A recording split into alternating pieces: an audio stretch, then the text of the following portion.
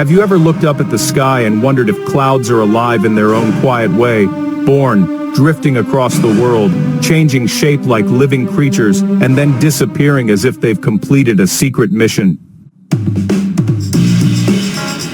Every cloud you see is part of an endless story, a cycle that has been repeating for billions of years.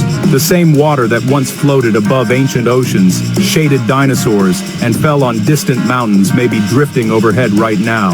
To understand clouds is to follow the life of a traveler, made of tiny droplets and invisible forces. A traveler that never truly dies, only transforms.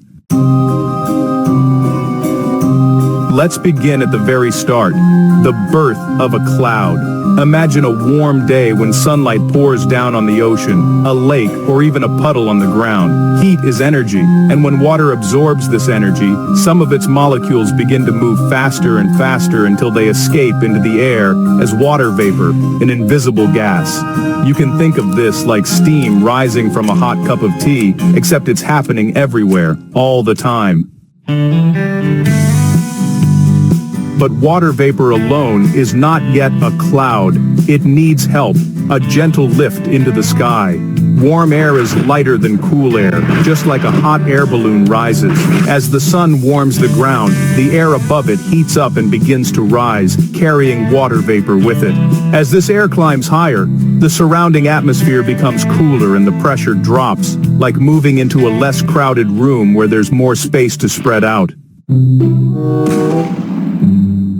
When air expands, it cools. And you know, cooler air just can't hold as much water vapor. The invisible vapor starts to slow down and gather, looking for something, tiny particles floating around in the air. These particles could be specks of dust, grains of salt from the sea, or even microscopic bits of smoke. They act like these little meeting points, letting water molecules cling together.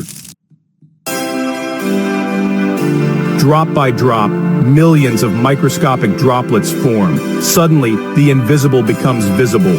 A cloud is born. It's a soft, floating collection of tiny water droplets or ice crystals suspended up there in the sky. At first, a young cloud might look like a small puff, delicate and bright. But, honestly, its journey has only just begun. Carried by winds that sweep across continents and oceans, clouds travel great distances. Just imagine them as slow-moving ships sailing through an invisible sea of air currents. Some drift lazily, stretching and reshaping like cotton being pulled apart by gentle hands. Others grow tall and towering, rising kilometers into the atmosphere like mountains made of mist.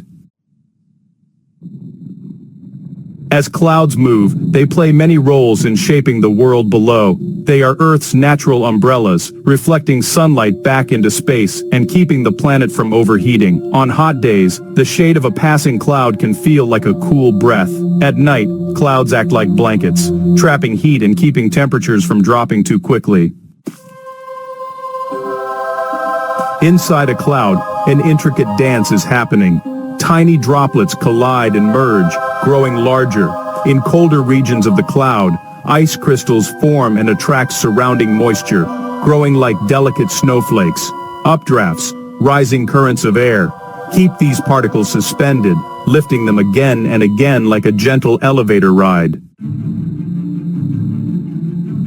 Sometimes clouds grow into towering giants, thunderheads filled with energy. Within them, strong currents churn like boiling water, creating lightning and thunder as electrical charges build and release. These clouds are dramatic storytellers, bringing storms that reshape landscapes and refill rivers.